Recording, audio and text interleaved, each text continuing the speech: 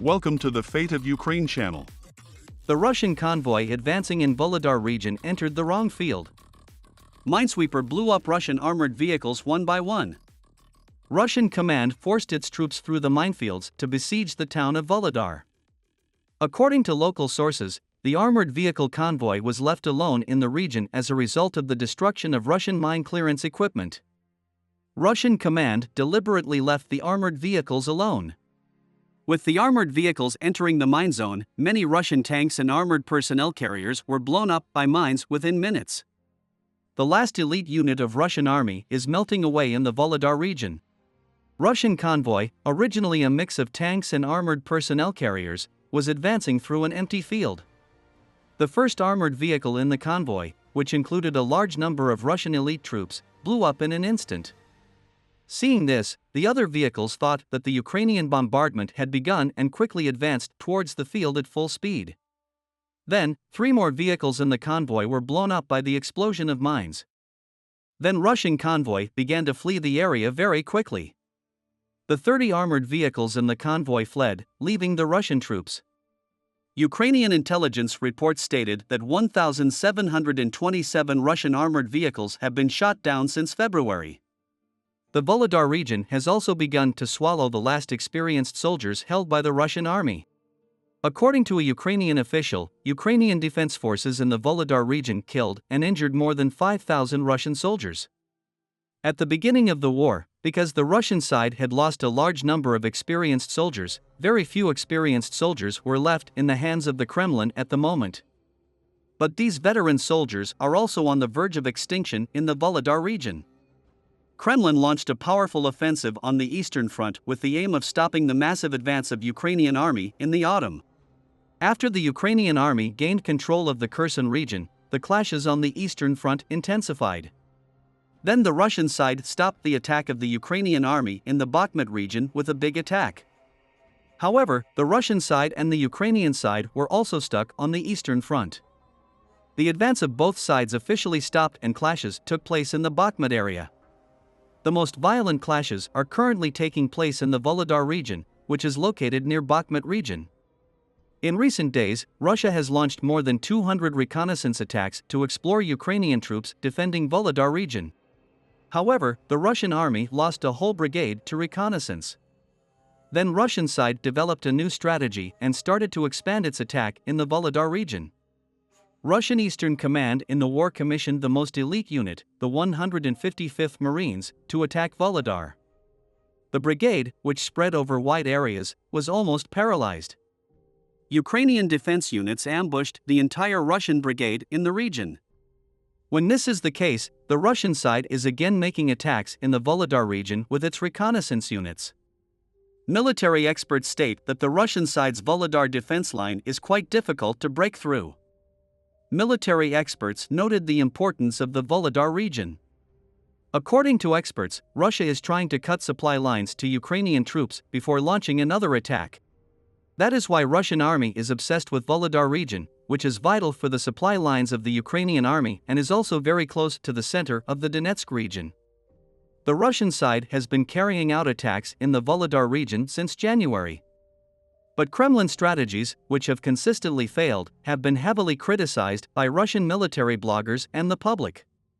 Some Russian analysts also think that Russia can no longer carry out a successful attack on the Donetsk region. Military experts began to underestimate the Kremlin's military capabilities. Russia officially approved. Ukrainian Air Defense Forces shot Il-22 aircraft. Russian media admitted that Russian Tu-22 Kutby aircraft, known as the flying command post of the Ukrainian Air Defense Forces, was shot down. According to the Russian media, the air command post plane was shot down by the Buk-Sam air defense system with 2 missiles. After the plane flying at an altitude of 7,600 was shot down, Kremlin initially wanted to hide the incident. But the Kremlin, unable to hide any further that the plane was hit, had to explain the situation. The crew of the aircraft made evasive maneuvers as the missiles locked towards the aircraft, but the aircraft was successfully hit by 2 fired missiles. The first missile damaged the fuselage of the aircraft, and the second missile damaged the tail part of the aircraft. The Il-22 aircraft landed at Russia's Rostov-on-Don airport after being hit and damaged, with its fuel tank, engine and propellers still in working order. As a result of the investigations made as a result of the plane's landing at the airport, more than 200 holes on the plane were revealed. The Russian Air Force immediately ordered the plane to be repaired. Military experts laughed quite a bit at Kadyrov's statements while the war was going on. He made a rather insane statement saying, "Kadyrov, let the commander-in-chief order, we will even go to America." Saying that since the beginning of the war, I have been going here and there, Kadyrov continues to make interesting statements. Kadyrov, who has not yet achieved success in the front line, stated that this time he will go to Pacific Ocean by passing Moldova. Ukrainian President Volodymyr Zelensky recently told Moldovan President Maya Sandu that they had seized a Russian plot on the political situation in Moldova. Speaking about the developments in question, the president of Chechnya, Ramazan Kadyrov, said that if an order comes from Russian President Vladimir Putin, Chechen troops may even go to Pacific Ocean. At the meeting, where he met with his staff, Kadyrov also said, "We will reach Poland by passing through Odessa, Kharkiv and Kiev."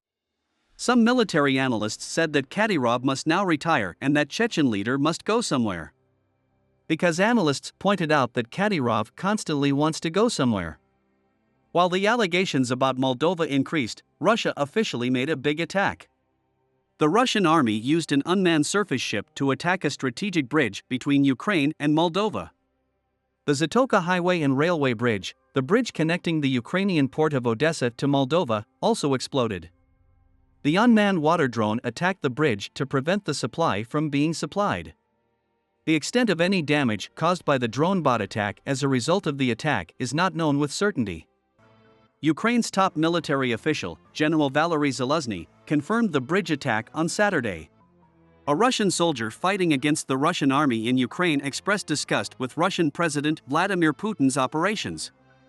The soldier, who made a statement under the pseudonym Caesar, claimed that Tolstoy and the man Dostoevsky told were himself, and that the soldiers sent by the Kremlin were not real Russians. Part of Russian troops was already living in Ukraine when the war began. However, after the beginning of the war, Russian troops living in Ukraine joined the Ukrainian side. Later, Caesar stated that some Russian troops joined the Ukrainian army. Caesar, who is now disgusted with Putin, also stated that he voluntarily operates under the umbrella of the Ukrainian Regional Defense Legion. NATO Secretary General Jens Stoltenberg said that Russia has already launched an offensive, sending thousands of additional troops to the front, regarding the expectation that Russia will launch a new major offensive against Ukraine in the spring. Stoltenberg held a press conference ahead of the NATO defense ministers' meeting to be held on February 14 to 15. Reminding that almost a year has passed since the start of Russia's attack on Ukraine, Stoltenberg said, when asked about Russia's expectation of launching a new major offensive, "The truth is that we have seen that the offensive has already started. Because what we see now is Russian President Vladimir Putin." He said that the Turkish army sent thousands of soldiers to the front, risked great losses and increased the pressure on Ukrainians.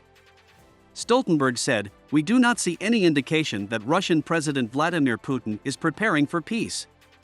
What we see is Putin and Russia's desire to control Ukraine." Asked for his opinion on Ukraine's demand for warplanes from NATO countries, Stoltenberg said that sending warplanes would be a very long-term support, and it was necessary to look at how to increase support to Ukraine in the short term. Recalling that since the beginning of the war, first anti-tank systems, then artillery systems, then air defense and heavy weapons, Stoltenberg said that he expects the defense ministers of NATO countries to consider sending aircraft at the meeting tomorrow.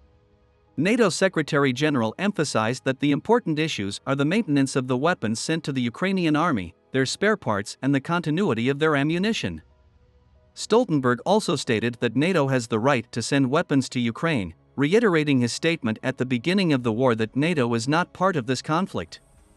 The Ministry of Defense of Ukraine announced that Denmark has given them all Ka-SAR howitzers. In the statement made on the Twitter account of the Ministry of Defense of Ukraine, information was given about the military support provided to the country. Denmark has delivered all Ka-SAR howitzers to Ukraine, the statement said. No precise information was given about the number of howitzers supplied to Ukraine. Danish Defense Minister Jacob Ellemann-Jensen announced in January that they would supply 19 Ka-SAR howitzers of French origin to Ukraine. However, the amount of howitzer given after this statement was not disclosed by the authorities. German army has started training Ukrainian soldiers on the use of Leopard 2 main battle tanks. Training is expected to end by the end of the first quarter of the year. German Defense Ministry spokesperson Nadine Kruger stated that the training of Ukrainian soldiers took place at the tank school in Munster in the state of Lower Saxony and that the soldiers started training today. The German government announced that it will give Ukraine 14 Leopard 2A6 type main battle tanks. We have come to the end of another video. You can like the video to support us. By subscribing, you can easily follow new videos. See you.